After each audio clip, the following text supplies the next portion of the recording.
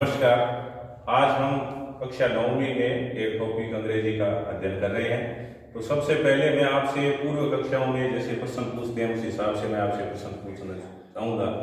जैसे हम कई वाक्य बोलते हैं, राम बाजार जाता है, सीता फल खाती है, रमेश पतंग उड़ाता है। तो इसमें जो फल खाता है, खाता, उड़ता, पीता, इसमें क्या एक चीज सभी में एक सेम चीज आ रही है? क्या सेम बात है जो आपको दिखाई दे? ता है ती पीछे। अच्छा, ता है, ती है, ते है। तो हम पूर्व की कक्षाओं में जब हम रिकॉग्नाइजेशन पहचान करते हैं कि वाक्य के अंत में ता है, ती है, ते है, तो है, आदि आते हैं। ठीक है। अब जब मैं इसमें आपसे ये प्रश्न पूछता हूं कि हम इसमें वर्ब की कौन सी फॉर्म यूज करेंगे? जब मैं कहता हूं राम पतंग उड़ाता है, तो राम गोज नहीं, राम है flies kite, Ram fly kite. और वे पतंग उड़ाते हैं तो दे फ्लाई काइट। तो अब इसमें राम के साथ तो फ्लाइज आ गया और दे के साथ में क्या आ गया? केवल फ्लाई है। तो यहां पे ये वर्ब के अंदर परिवर्तन क्यों हो रहा है? What is the reason? Because of, क्योंकि यह कौन सा टेंस है? प्रेजेंट इंडेफिनिट और सिंपल, जिसको हम टेंस कहते हैं, उसका अध्ययन करेंगे। तो जैसे हमें पता है सभी भैया बहनों की 9वीं और 10वीं में हमें ना ही तो ता है पूछेंगे, ना है ती है, इसी प्रकार से वाक्य कभी नहीं पूछे जाते हैं। तो हमें ध्यान रखना है correct form of the verb. Correct form of the verb कैसे होती है उसका चुनाव करना। उसके लिए हमारे प्रश्न आता है, 4 नंबर का प्रश्न आते हैं कि correct form of the verb. अब इसमें सबसे महत्वपूर्ण जो टेंस है वो आता है प्रेजेंट इंडेफिनिट और सिंपल टेंस। तो अब इसमें कुछ एक बातें हैं उसका हम अध्ययन करेंगे। जैसे आपको पता है टेंस के अंदर 4 भाग होते हैं। प्रत्येक टेंस के अंदर 4 प्रकार के वाक्य बनते हैं। पहला अफर्मेटिव, दूसरा नेगेटिव, तीसरा इंटेरोगेटिव और चौथा इंटेरोगेटिव नेगेटिव। तो पहला है अफर्मेटिव। उससे पहले इस टेंस में वर्ब की केवल कौन सी फॉर्म का यूज होता है? Present form. अब प्रेजेंट फॉर्म कौन सी हो गई? प्रेजेंट फॉर्म यानी कि फर्स्ट फॉर्म। सेकेंड फॉर्म जिसको हम कहते हैं उसको कहते हैं पास्ट फॉर्म। और थर्ड फॉर्म हम जिसको कहते हैं वो होती है पास्ट पार्टिसिपल। मुख्यतः टेंस 2 ही होते हैं, प्रेजेंट और पास्ट। तो अब इसमें जो प्रेजेंट टेंस के अंदर प्रेजेंट इंडेफिनिट में प्रेजेंट फॉर्म यानी कि पहली फॉर्म का यूज होता है। जैसे सिंग, सैंग, संग। तो सिंग यहां पे कौन सी फॉर्म है? Present form. सैंग कौन सी हो गई? सेकेंड फॉर्म यानी कि पास्ट फॉर्म। और पास्ट पार्टिसिपल कौन सी हो गई? संग। तो यहां पे हम इसमें टेंस में वर्ब की प्रेजेंट फॉर्म का यूज होता है। उसके बाद में अफर्मेटिव में इसमें रूल अलग रहेगा और बाकी जो 3 है, नेगेटिव, इंटेरोगेटिव और इंटेरोगेटिव नेगेटिव, इन तीनों में रूल अलग रहेगा। जैसे अफर्मेटिव सेंटेंस में सिंगुलर के साथ ध्यान रखना। अब एक यहां पे एक नई बात आई है, what is singular and plural? Singular और प्लूरल क्या है? देखिए इंग्लिश के अंदर सिंगुलर यानी कि जैसे हम हिंदी के अंदर कहते हैं एक वचन, जो हम पूर्व कक्षाओं में पढ़ते रहे हैं, और प्लूरल यानी कि बहुवचन। सिंगुलर यानी कि यहां पे जो प्रोनाउन टेबल हम पढ़ते आए हैं, तो सिंगुलर के अंदर क्या आता है? ही, सी, इट। अब ही आता है किसी मेल के लिए, पुरुष के लिए, सी आता है किसी फीमेल के लिए, महिला के लिए, और इट हम जानवरों के लिए, समय के लिए, वेदर, मौसम के लिए यूज हम करते हैं। अब ये सब आते हैं एक वचन के अंदर। और उसके बाद में प्लूरल। प्लूरल के अंदर कौन कौन से आएंगे? आई, वी, यू और दे। इसको बिल्कुल हमेशा ये ध्यान में रखना है टेंस जब करेंगे कि आई यानी मैं, उसके बाद में तुम यानी यू, और उसके बाद में वी हम सब, और दे यानी कि वे।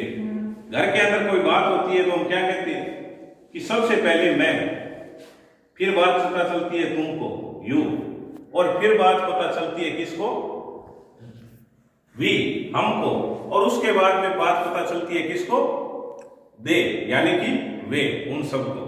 तो यानी कि सिंगुलर के अंदर ही सी इट का प्रयोग होगा और प्लूरल के अंदर आई वी यू दे इसका प्रयोग होगा। यानी कि सिंगुलर के लिए अलग नियम है और प्लूरल के लिए अलग नियम है। सिंगुलर यानी कि ही सी इट, प्लूरल यानी कि आई वी यू दे। अब यहां पे बहुत ही सामान्य नियम है कि अफर्मेटिव सेंटेंस में सिंगुलर के साथ वर्ब की एस या एस वर्ब के बाद लगता है। जैसे वाक्य हो गया राम बाजार जाता है, तो राम गो टू मार्केट, नहीं, ये ऐसे नहीं होगा। क्यों नहीं होगा? क्योंकि राम बाजार जाता है, तो राम क्या है? सिंगुलर है, एनी पर्सन नेम। इसमें एनी पर्सन नेम यानी किसी का भी नाम हो वो भी किस में आता है? सिंगुलर में आता है, एनी पर्सन नेम। तो राम यहां पे क्या है? सिंगुलर है। तो यहां पे आपने क्या किया है कि अफर्मेटिव सेंटेंस में सिंगुलर के साथ में एस या एस आता है, तो वर्ब क्या है? गो, गो के साथ में क्या आएगा? एस या एस इसमें आएगा। अब इसका भी नियम है कि एस या एस कैसे बनता है।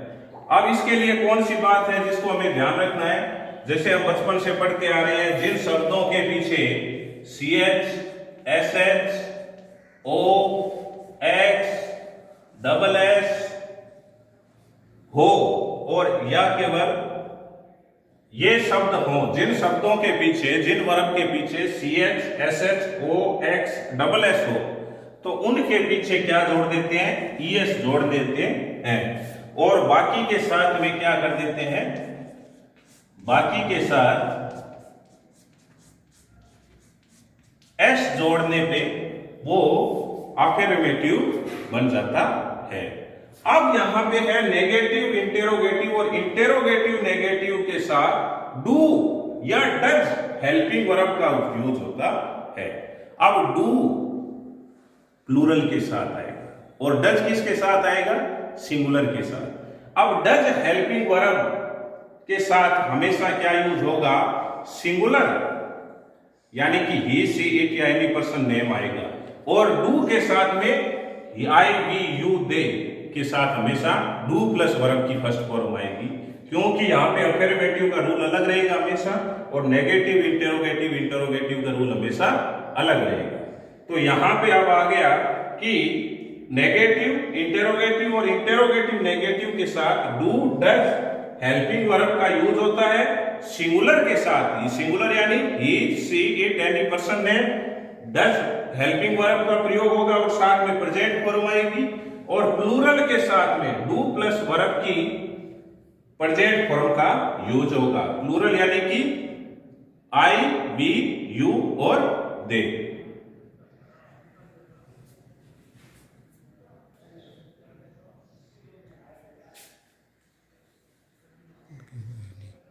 हो गया था? नहीं। ओके।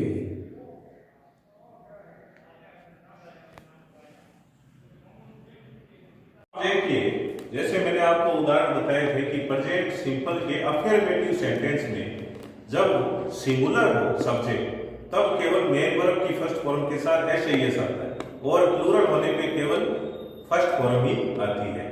उसी प्रकार से नेगेटिव इंटेरोगेटिव और इंटेरोगेटिव सेंटेंस में डू और डज हेल्पिंग वर्ब आती है। सिंगुलर के साथ में डज प्लस मेन वर्ब की फर्स्ट फॉर्म यानी कि प्रेजेंट फॉर्म, और प्लूरल के साथ में डू यानी कि हेल्पिंग वर्ब और साथ में मेन वर्ब की फर्स्ट फॉर्म यानी प्रेजेंट फॉर्म यूज होती है। अब कुछ एग्जांपल है, कुछ एग्जांपल से हम समझेंगे। जैसे मैं बोलता हूं Ram goes to temple.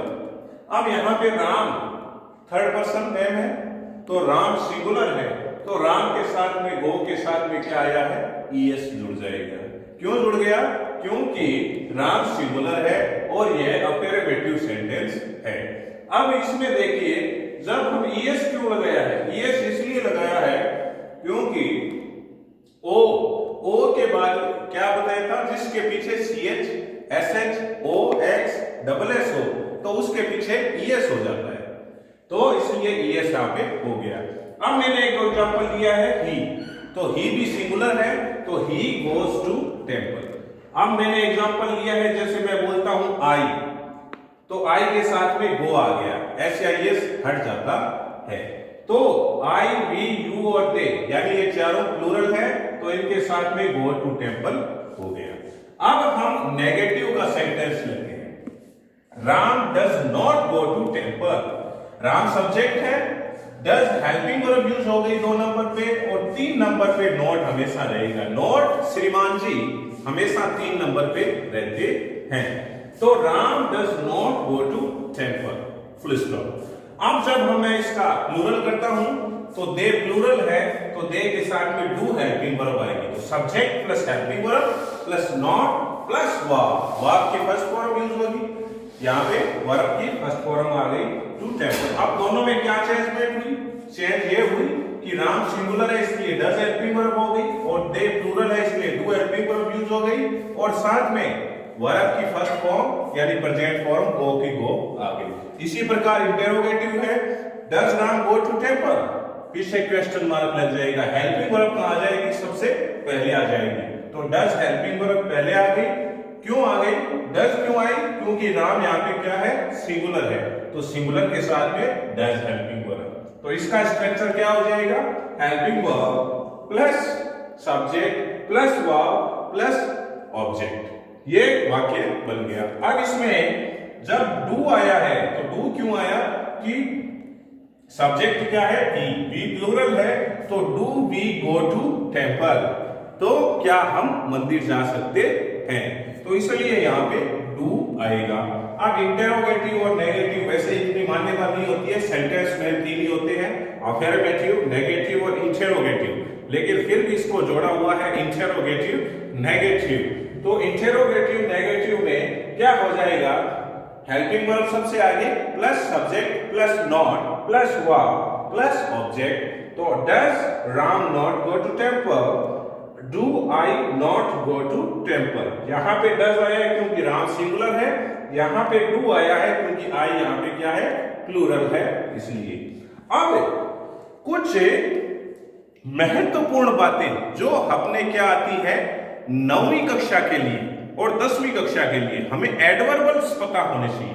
What is the एडवर्बल्स, adverbial आप समझते हो, एडवर्ब यानी कि क्रिया की विशेषता बताने वाले कुछ शब्द होते हैं जो वर्ब को डिफाइन करते हैं कि वो कौन से टेंस में है, तो इसीलिए हम एडवर्बल्स कुछ एक है वो हमेशा ध्यान में रखेंगे, जैसे कि always, often, sometimes, usually, generally, seldom, rarely, never, regularly, daily, frequently, ये सब ETC जो वर्ड्स हैं ये पहचान बताते हैं कि ये किस टेंस में यूज होते हैं, प्रेजेंट सिंपल या इंडेफिनिट टेंस में यूज होते हैं। इसके अलावा कुछ एक शब्द है जैसे इन द मॉर्निंग, कोई भी डे का सेशन हो, in the evening, in the afternoon, in the dawn, ये सब जहां पे यूज होते हैं वहां पे प्रेजेंट सिंपल यूज होता है, साथ में on Sundays, on Mondays, on Tuesdays. इसके अलावा वंस ए डे, ट्वीज,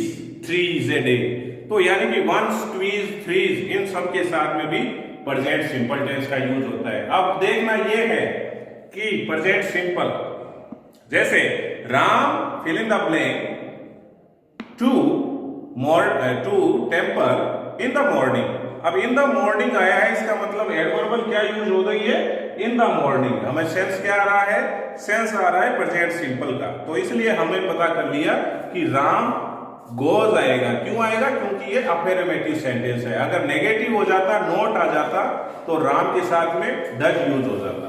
अब कुछ ऐसे प्रेजेंट सिंपल के लिए यूनिवर्सल ट्रूथ, सार्वभौमिक सत्य, यानी कि उस सत्य है जो उस पूरे यूनिवर्स के अंदर जो ट्रूथ है, उसके लिए हमेशा प्रेजेंट सिंपल टेंस का यूज होता है। जैसे the sun fill in the blank in the east, यानी कि सूर्य पूर्व की ओर उदय होता है, तो यहाँ पे राइज है, तो सन क्या है, एक ही है या सूर्य 2-3 है, एक है, तो यानी सिंगुलर। तो सन का साथ में यहाँ पे क्या आ जाएगा, जब हम वर्ब भरेंगे तो द सन राइजेस, हमें ऐसे वर्ब भरनी होगी, correct form of the verb ऐसे भरनी होगी। क्यों? क्योंकि हमें ना ही तो का है कि का पता चलेगा, ना ही कुछ और। हमें ध्यान में ये रखना है कि the sun rises in the east, ये क्या है, एक यूनिवर्सल ट्रूथ है। तो यूनिवर्सल ट्रूथ है, इसका मतलब हमेशा प्रेजेंट सिंपल टेंस का यूज होता है, प्रेजेंट सिंपल का यूज होता है। इसका मतलब राइज जो वर्ब है तो इसके साथ में एस या एस हम लगा देंगे, तो एस लगा दिया राइजेस, क्योंकि ये अफर्मेटिव सेंटेंस है। हैबिचुअल एक्शन यानी कि आदतन कोई कार्य, जैसे we with our eyes, we with our ears, sorry eyes लिख दिया, ईयर्स, हम अपनी कानों से सुनते हैं। तो ये हमारी आदतन है, हैबिचुअल, ये कानों से सुनते हैं, तो यहां पे हमेशा प्रेजेंट सिंपल टेंस का यूज होगा। तो वी यहां पे क्या है, प्लूरल है, और वर्ब क्या है, ईयर। तो वी प्लूरल हो गया, तो प्लूरल के साथ में ये अफर्मेटिव सेंटेंस है, तो हियर का क्या आ गया, हियर ही आ गया। अब आगे है एक्सप्रेस हैबिट, आदत को दर्शाना, आदत को दर्शाना। जैसे ही ऑफन, वैसे ही हमें पता है ऑफन जो वर्ड आ गया, ऑफन जो एडवर्बल वर्ड है वो हमेशा प्रेजेंट सिंपल को शो करता है, इसलिए ही often fill in the blank late, वह प्राय लेट हो जाता है, देरी कर देता है। तो यानी कि ऑफन आ गया, ही आ गया, तो ही सिंगुलर है, और यहाँ पे वर्ब क्या है, कम, तो कम का यहाँ पे प्रेजेंट फॉर्म क्या आ जाएगा, कम का कम आ जाएगा। अब एक और है, जैसे to express an historical event in present sense, कोई भी ऐतिहासिक इवेंट, घटना हुई हो और उसको हमें वर्तमान संदर्भ में दिखाना है, तो वहां पर भी प्रेजेंट सिंपल टेंस का यूज होता है। जैसे now the battle, now the battle of Panipat, ठीक है। अब यहां पे वर्ब है बिगिन, ठीक है। तो यहां पे जो पानीपत का जो युद्ध हुआ था वो कब हुआ था, पहले हुआ था, हिस्टोरिकल यानी हिस्ट्री की बात है। लेकिन यहां पे पूछा है now the battle of Panipat, यानी कि अब पानीपत का युद्ध शुरू करते हैं, यानी कि पानीपत के बारे में हम पढ़ते हैं। तो यहाँ पे बिगेन, बैटल ऑफ पानीपत एक ही है, तो यहाँ पे क्या आ जाएगा, बिगेन का क्या हो जाएगा, BEGINS, बिगेन्स। तो इस प्रकार से हम प्रेजेंट सिंपल टेंस को बहुत आसान तरीके से सरल भाषा में कर सकते हैं। धन्यवाद।